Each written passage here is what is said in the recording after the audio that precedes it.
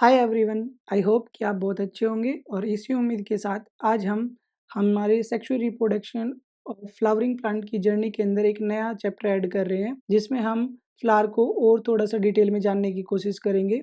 इस चैप्टर के अंदर हम लास्ट जो लेक्चर था उसी कंटिन्यूशंस के साथ में चीज़ें स्टार्ट कर रहे हैं।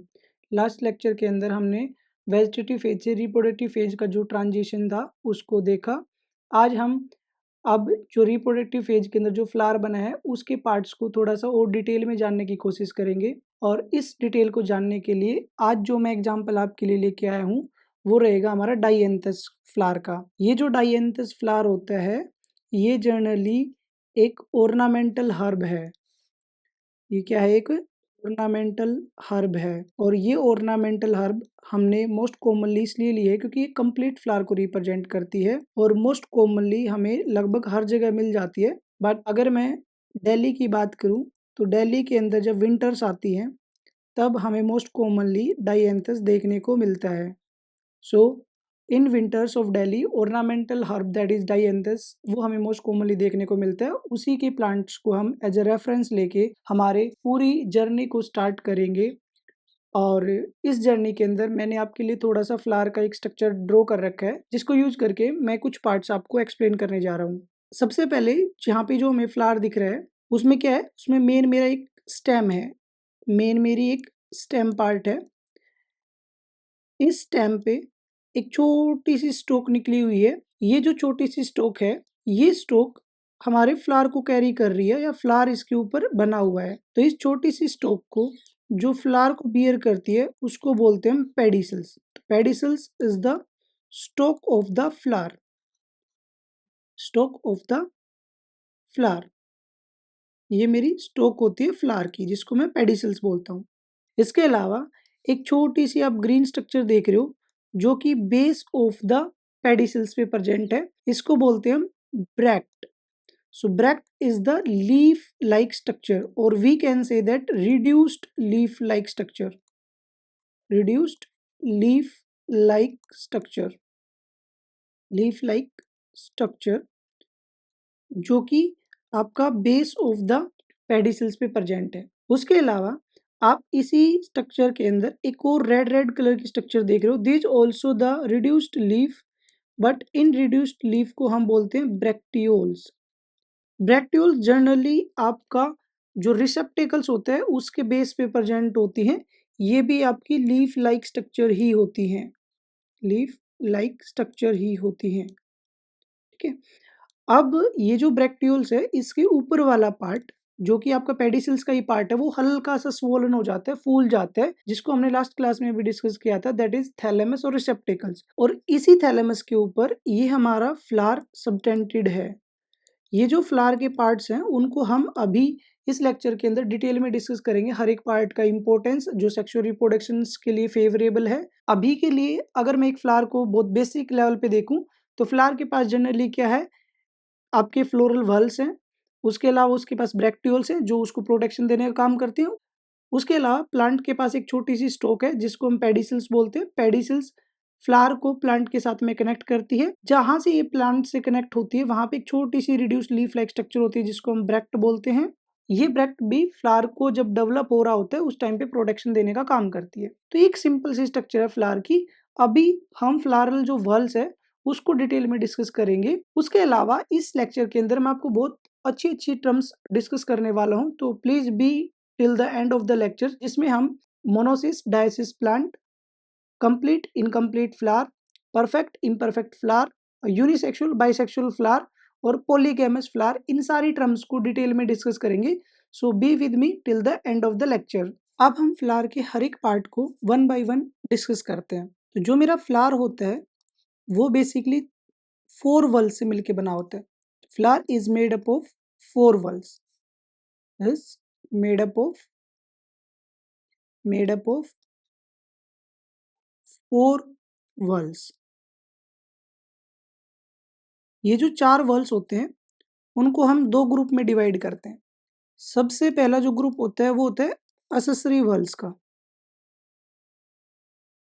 असेसरी वल का। इस असेसरी वल्स के अंदर मेरे 2 पार्ट्स आते हैं फ्लावर के। सबसे पहला जो पार्ट है, वो पार्ट है कैलेक्स। कैलेक्स जो होता है उसकी जो सिंगल यूनिट होती है, उस सिंगल यूनिट को बोलते हैं हम सेपल। दूसरा जो मेरा पार्ट है एक्सेसरी वल का, उसको बोलते हैं हम कोरोला। और ये जो कोरोला होती है, इसकी जो सिंगल यूनिट होती है, उसको बोलते हैं हम पेटल्स। और ये दोनों पार्ट हमारे एक्सेसरी वल्स के अंदर आते हैं। इस वल्स को एक्सेसरी वल इसलिए बोला गया है क्योंकि ये डायरेक्टली रिप्रोडक्शन में कोई भी रोल प्ले नहीं करेंगे, बट इनडायरेक्टली बहुत बड़ा रोल प्ले करेंगे। दे अट्रैक्ट द पॉलिनेटिंग एजेंट्स और बाकी भी रोल रहेंगे जिसको हम अभी कंटिन्यूएशन में पढ़ेंगे। मेरा जो दूसरा वल्स होगा उसको मैं कहूँगा एसेंशियल वल। मेरा दूसरा जो वल है उसके लिए वर्ड यूज करूँगा, वो होगा मेरा एसेंशियल वल। ये जो एसेंशियल वल होगा, इसके अंदर भी मेरे 2 वल आएँगे। First one is the androecium. Androecium जो कि एक मेल रिप्रोडक्टिव यूनिट को रिप्रेजेंट करता है। ये किसको रिप्रेजेंट करेगा? मेरा मेल रिप्रोडक्टिव यूनिट को रिप्रेजेंट करेगा। मेल रिप्रोडक्टिव यूनिट को रिप्रेजेंट करता है। एंड्रोसियम जो होगा उसकी जो सिंगल यूनिट होगी, वो सिंगल यूनिट होगी स्टेमन। इसके बाद जो मेरा नेक्स्ट वल होगा, वो होगा मेरा गाइनोसियम। नेक्स्ट वल इज गाइनोसियम।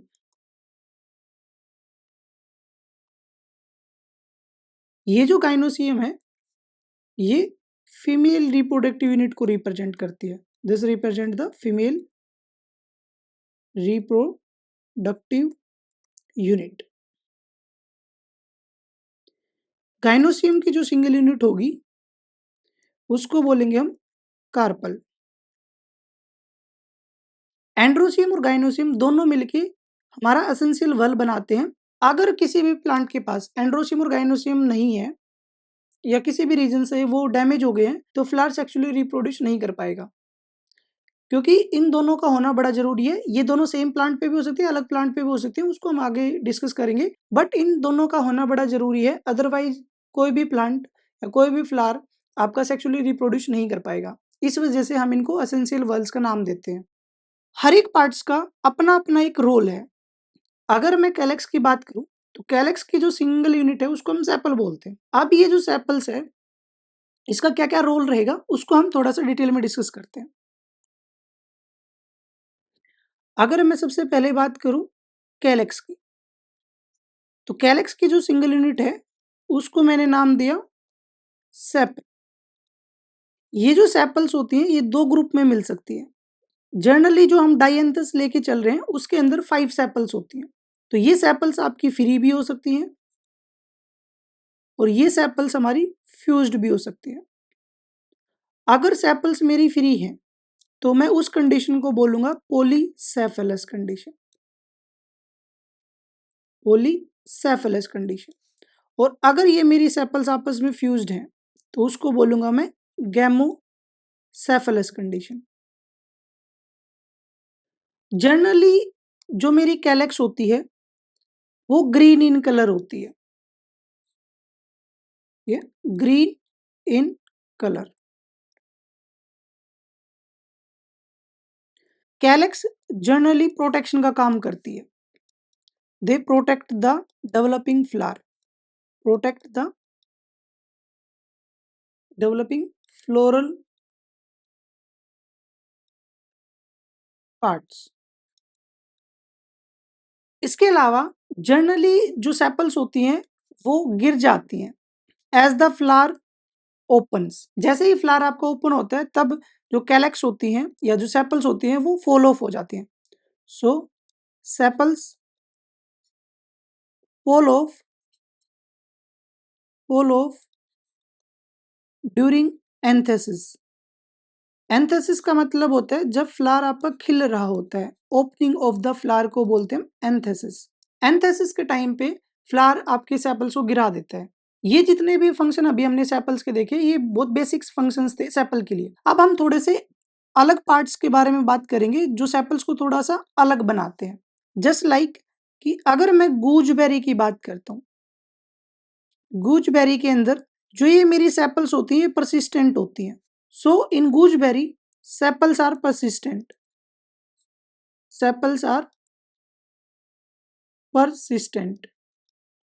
ये जैसे ही आपका एंथेसिस होता है तब गिरती नहीं है, बल्कि ये परसिस्टेंट होती हैं और ये मेनली डेवलपिंग जो फ्रूट होते हैं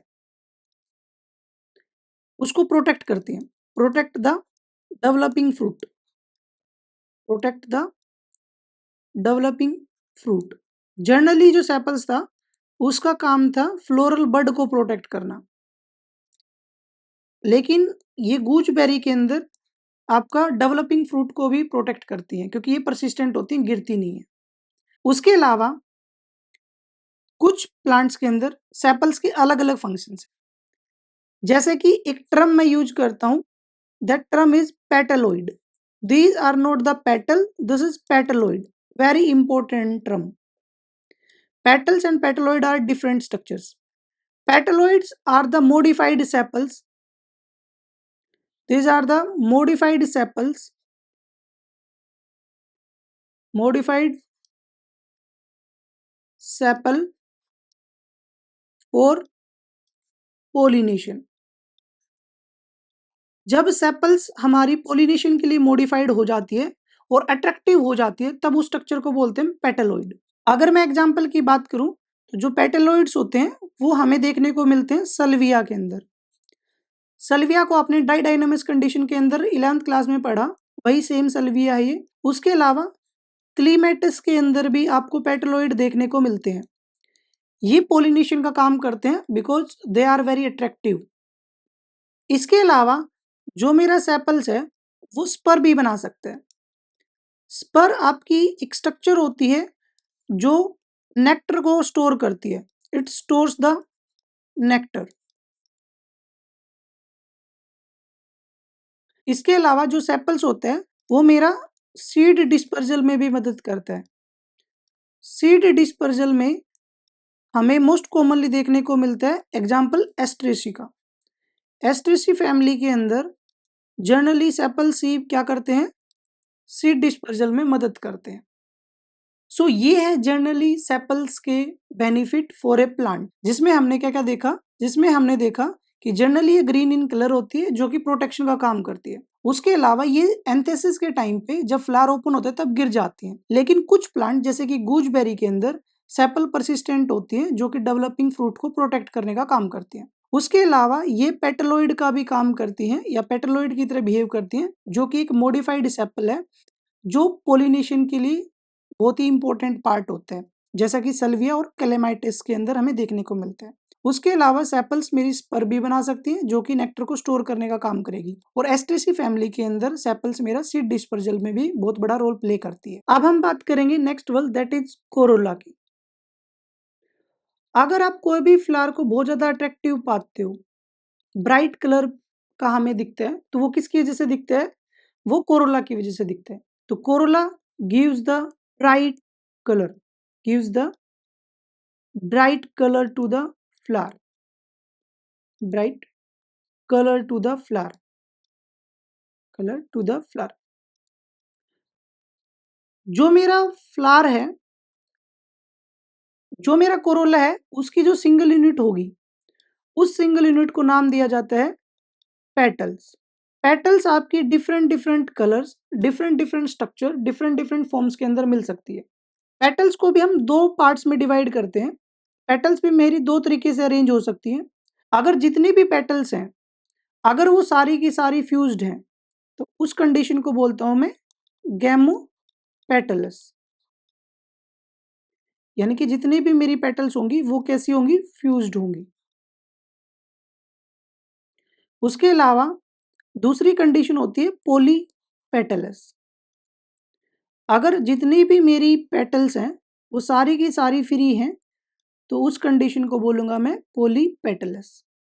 ये कंडीशंस रही पेटल्स के लिए। जो पेटल्स होते हैं उनका मेन काम होता है पोलिनेटिंग एजेंट को अट्रैक्ट करना। So they attract the attract the pollinating agent, attract the pollinating agent. ठीक है। इसके अलावा जो पेटल्स होते हैं वो कई बार खाने के लिए भी यूज होते हैं, जैसे used as food, used as food. जैसे कि स्वीट्स वगैरह के अंदर रोज वगैरह की पेटल हम डाल देते हैं कई बार। ठीक है। उसके अलावा जो पेटल्स होती हैं वो आपका यूज होती हैं रोज वाटर बनाने के लिए। जो रोज वाटर हम यूज करते हैं मार्केट से वो पेटल से ही बनाया जाता है। सो रोज वाटर की फॉर्मेशन किससे होगी? आपकी पेटल से होगी। तो ये तो है पेटल्स के कुछ main functions other than the attracting the pollinating agent, जिसमें फूड की या रोज वाटर की फॉर्मेशन के लिए यूज हो सकती है। पोलिनेटिंग एजेंट को अट्रैक्ट करने के अलावा जो सबसे बेस्ट बेनिफिट हुआ कोरोला का या पेटल्स का, वो सबसे बेस्ट बेनिफिट हुआ टू क्लासिफाई द प्लांट। तो जो बेंथम एंड हुकर थे उन्होंने क्या किया, उन्होंने जितने भी फ्लावरिंग प्लांट्स थे उनको क्लासिफाई करने के लिए कोरोला का यूज किया। जो बेंथम एंड जो हुकर थे, बेंथम एंड हुकर थे जिन्होंने आपका नेचुरल सिस्टम ऑफ क्लासिफिकेशन दिया, उसमें उन्होंने जितने भी फ्लावरिंग प्लांट्स थे उनको क्लासिफाई किया दो ग्रुप्स के अंदर। और वो किसके बिहाफ पे किया? वो इन्हीं कोरोला के अकॉर्डिंग अरेंज किया या डिफाइन किया, जिसमें बेंथम एंड हुकर ने एंजियोस्पर्म को दो ग्रुप में डिवाइड किया। One group is monocotyledonae, monocotyledonae, and other one is the dicotyledonae, dicotyledonae. ठीक है। अब ये जो डाइकोटिलेडन था, इस डाइकोटिलेडन को तीन ग्रुप में डिवाइड किया गया ऑन द बिहाफ ऑफ की पेटल किस तरह की है। अगर सारी की सारी पेटल मेरी फ्यूज थी तो ग्रुप को नाम दिया गया पोलीपेटेली। गैमोपेटेली के अंदर मेरी सारी की सारी पेटल्स फ्यूज्ड हैं, फ्यूज्ड पेटल। मेरा जो दूसरा ग्रुप था उस दूसरे ग्रुप को बोला गया पोलीपेटेली। पोलीपेटेली के अंदर जितनी भी पेटल्स थी वो सारी की सारी फ्री थी, फ्री पेटल्स। थर्ड जो ग्रुप बना बच्चा वो था मोनोक्लेमाइडी। मोनोक्लेमाइडी के अंदर मेरी पेटल्स और जो सेपल्स थी वो डिफरेंशिएट नहीं हो पा रही थी, तो इस वजह से यहाँ पे एक नई टर्म प्रपोज की गई जिसको हमने बोला टेपल्स। तो यहाँ पे टेपल्स देखने को मिलते हैं या फिर पेरियांत कंडीशन देखने को मिलती है। ठीक है। तो ये तीन ग्रुप के अंदर बेंथम एंड हुकर ने पेटल्स के बिहाफ पे तीन ग्रुप बना दिए, जो कि सबसे बड़ा बेनिफिशियल रहा प्लांट्स को क्लासिफाई करने के लिए। तो प्लांट्स के लिए जो एसेसरी वर्ड्स थे वो सिर्फ और सिर्फ फ्लावर के लिए बड़े इंपॉर्टेंट नहीं थे, बल्कि क्लासिफिकेशन के लिए भी बड़े इंपॉर्टेंट रोल प्ले किए उन्होंने। अब हम एसेंशियल वर्ल्स की बात करेंगे। सो एसेंशियल वर्ल के अंदर सबसे पहली जो स्ट्रक्चर थी वो थी मेरी एंड्रोसियम। एंड्रोसियम जो है वो मेल रिप्रोडक्टिव यूनिट को रिप्रेजेंट करता है, represent the male reproductive unit. इसका जो सिंगल यूनिट होता है उसको बोलते हैं हम स्टेमन। स्टेमन जनरली दो पार्ट्स कैरी करता है। ये जो फिलामेंट जैसी स्ट्रक्चर मैंने बनाई है इस स्ट्रक्चर को बोलेंगे हम फिलामेंट, जो कि स्टेमन को कनेक्ट कराती है फ्लावर के साथ में या फिर थैलेमस के साथ में। इसके अलावा हर स्टेमन के पास में एक और स्ट्रक्चर होती है जिसको बोलते हैं हम एंथर। सो ये जो स्ट्रक्चर बनाई है ये है मेरी एंथर। जर्नली जो एंथर होते हैं वो बाइलोब्ड होते हैं, मैंने बोला जर्नली बाइलोब्ड होते हैं। उसके अलावा जब हम एंथर को डिटेल में डिस्कस कर रहे होंगे तब हम जानेंगे कि डिफरेंट डिफरेंट तरह के एंथर भी हमें देखने को मिलते हैं। ठीक है। राइट नाउ अभी के लिए हम इतना सा ही जानेंगे स्टेमन के बारे में। Stamen carries a two part, one is filament, other is the anther. इसके अलावा जो हमारा लास्ट वर्ल है फ्लावर का वो है गाइनोसियम। गाइनोसियम जो है वो फीमेल रिप्रोडक्टिव यूनिट को रिप्रेजेंट करती है। Female reproductive unit.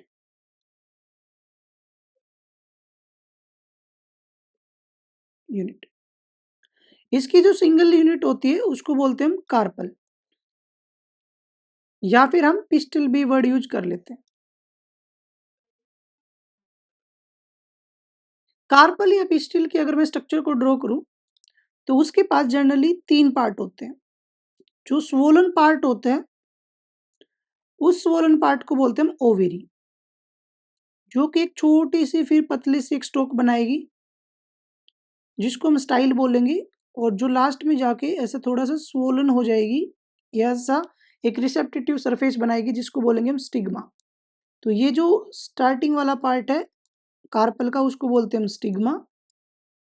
ये जो एक लॉन्ग स्टोक लाइक स्ट्रक्चर है इसको बोलते हैं हम स्टाइल, और ये जो लास्ट वाला स्वोलन पार्ट है इसको बोलते हैं हम ओवेरी। और ये तीनों के तीनों पार्ट हमारे रिप्रेजेंट करते हैं एक कार्पल को।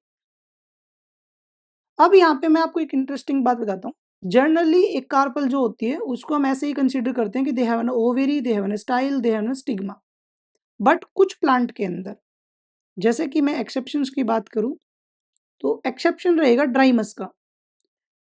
ड्राइमस का जो फ्लावर होता है वो लैक करता है स्टाइल को, लैक्स द स्टाइल। ये आपकी इंफॉर्मेशन की पॉइंट ऑफ व्यू से है, ये आपको थोड़ा सा अगर पता होगा तो it's enhance your knowledge. So this is all about the floral walls, जिसमें हमने एसेसरी और एसेंशियल वॉल दोनों को पढ़ा। अब हम कुछ टर्म्स को डिस्कस करेंगे जो कि मैंने आपको स्टार्टिंग में बताई थी, जो कि बहुत इंपॉर्टेंट होने वाली हैं फ्लावर की regarding. So terms used for the flower, term used for the flower, या फिर फ्लावर को लेके ही ये टर्म यूज की जाती हैं। अब जितनी भी टर्म्स हम पढ़ने वाले हैं वो सारी हम फ्लावर की रिगार्डिंग ही पढ़ेंगे। सो सबसे पहली जो टर्म रहेगी फ्लावर के लिए वो रहेगी कंप्लीट फ्लावर। अगर मेरा फ्लावर सारे के सारे वल्स को कंटेन कर रहा है तो उस तरह के फ्लावर को बोलेंगे हम complete flower. Having all the four whorls, having all the four whorls. अगर सारे के सारे वल्स मेरे फ्लावर के पास प्रेजेंट हैं तो उस तरह के फ्लावर को बोलेंगे हम कंप्लीट फ्लावर। दूसरे तरह का जो फ्लावर होगा उसको बोलेंगे हम इनकम्प्लीट फ्लावर। अगर कोई भी फ्लोरल वल अगर मिसिंग है तो वो हो जाएगा इनकम्प्लीट फ्लावर। अब ये जो इनकम्प्लीट फ्लावर है इसको हम फर्दर डिवाइड करते हैं दो तरह के फ्लावर के अंदर। टाइप रहेगा मेरा परफेक्ट फ्लावर, और दूसरा टर्म रहेगा इम्परफेक्ट फ्लावर। Imperfect flower. अगर मेरे फ्लावर के पास दोनों तरह के मेल और फीमेल सेक्स ऑर्गन्स हैं तो उस तरह के फ्लावर को बोलेंगे हम perfect flower. If a flower if a flower have have male and female sex organs, अगर मेल और फीमेल सेक्स ऑर्गन दोनों के दोनों प्रेजेंट हैं तो उस तरह के फ्लावर को बोलेंगे हम परफेक्ट फ्लावर। अगर कोई भी पार्ट आपका मिसिंग है तो उस तरह के फ्लावर को बोलेंगे हम इम्परफेक्ट फ्लावर। इस इम्परफेक्ट फ्लावर को भी हम दो पार्ट्स में डिवाइड करते हैं। सबसे पहला जो टाइप रहेगा वो रहेगा स्टैमिनेट। अगर मेरा फ्लावर है और उस फ्लावर के पास सिर्फ और सिर्फ मेल रिप्रोडक्टिव ऑर्गन है तो उस फ्लावर को बोलेंगे हम staminate flower, male sex organ. अगर मेरे फ्लावर के पास only and only female sex organs है तो उस तरह के फ्लावर को बोलेंगे हम pistillate flower. They have only female sex organ. तो ये है मेरे सिंपल टर्म्स जो हम फ्लावर के लिए यूज करते हैं। अगर फ्लावर के पास सारे के सारे वर्ल्स हैं तो वो कंप्लीट फ्लावर होगा। अगर कोई भी पार्ट मिसिंग है तो वो इनकम्प्लीट फ्लावर होगा। अब इनकम्प्लीट फ्लावर भी दो तरह के थे, परफेक्ट और इम्परफेक्ट।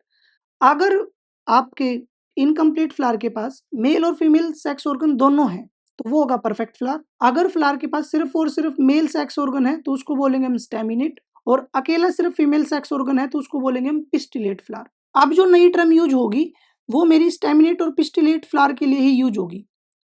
अगर कोई भी फ्लावर जिसके पास या तो सिर्फ और सिर्फ मेल पार्ट है दैट इज स्टेमिनेट है, या फिर सिर्फ और सिर्फ फीमेल पार्ट है यानी कि आपका पिस्टिलेट पार्ट है या पिस्टिलेट फ्लावर है, तो उस कंडीशंस के लिए वर्ड यूज करते हैं हम unisexual flower. Unisexual flower, unisexual flower वो फ्लावर होंगे जो किसके लिए यूज होंगे, आइदर स्टेमिनेट या फिर पिस्टिलेट कंडीशन को रिप्रेजेंट करेंगे। आइदर स्टेमिनेट या तो स्टेमिनेट को या फिर पिस्टिलेट को रिप्रेजेंट करेंगे। या तो अकेला क्या हो, फीमेल रिप्रोडक्टिव पार्ट हो, या फिर अकेला क्या हो, मेल रिप्रोडक्टिव पार्ट हो। तो उस तरह के फ्लावर को बोलेंगे हम यूनिसेक्सुअल फ्लावर। दूसरा जो टाइप होगा वो होगा बाइसेक्सुअल फ्लावर। बाइसेक्सुअल फ्लावर में दोनों फ्लावर प्रेजेंट होंगे। बाइसेक्सुअल फ्लावर यानी कि दोनों तरह के फ्लावर होंगे, both male and female flower. Both male and female sex organs are present. Sex organs are present.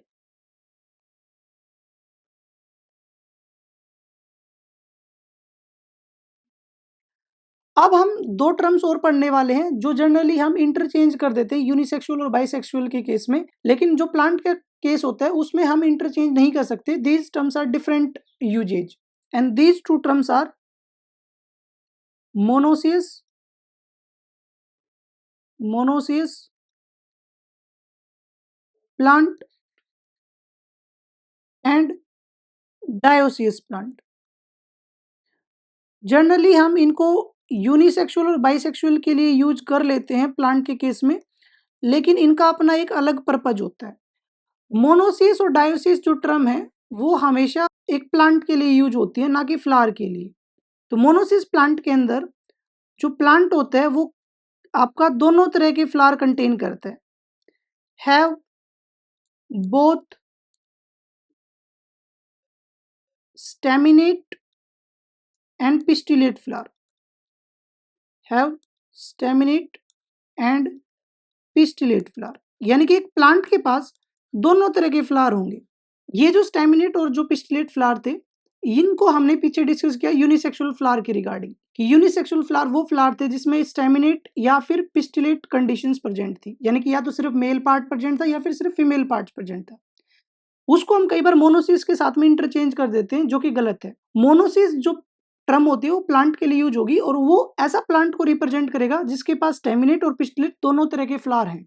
Example के लिए अगर हम देखें तो एग्जाम्पल होगा मेरा कॉर्न का। कॉर्न जो प्लांट है उसके पास स्टेमिनेट और पिस्टिलेट दोनों कंडीशंस होती हैं। इसके अलावा बहुत सारे एग्जाम्पल्स होते हैं बट अभी के लिए हम एक ही एग्जाम्पल देख रहे हैं दैट इज कॉर्न। इसके अलावा जो दूसरी टर्म होती है वो होती है डायोसिस plant.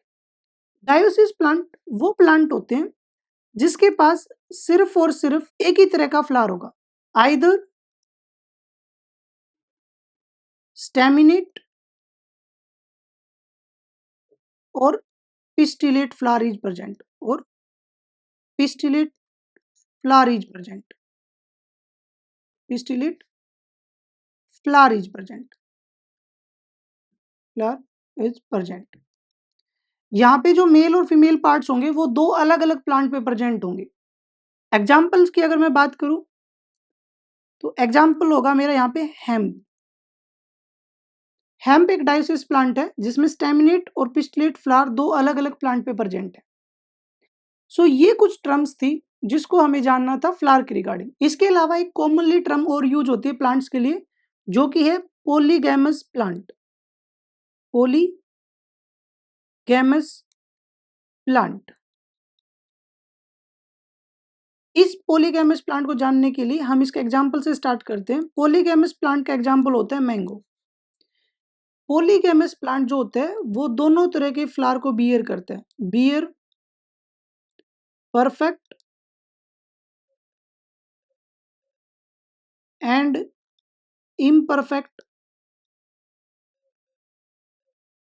imperfect flower on the same individual, on same individual। यानी कि एक ऐसा प्लांट जिसके पास परफेक्ट फ्लावर भी है और इम्परफेक्ट फ्लावर भी है, उस तरह के प्लांट के लिए वर्ड यूज करते हैं हम पॉलीगैमस प्लांट, जो कि आपको मैंगो के अंदर देखने को मिलता है। इन्हीं टर्म के साथ हम इस लेक्चर को एंड करते हैं। आई होप कि यहाँ पे आपने काफ़ी कुछ नई चीज़ें भी सीखी होंगी, और नेक्स्ट लेक्चर के अंदर हम स्टार्ट करेंगे हमारे मेल रिप्रोडक्टिव पार्ट के बारे में जानना, जिसको हम काफ़ी डेप्थ तक जानेंगे, जो कि sexual reproduction in flowering plant के लिए बहुत ही ज़्यादा इंपॉर्टेंट है। Thank you for being here till the end of the lecture. Now I'll see you in the next lecture. Till then, be happy, stay safe, and be kind to everyone. Thank you.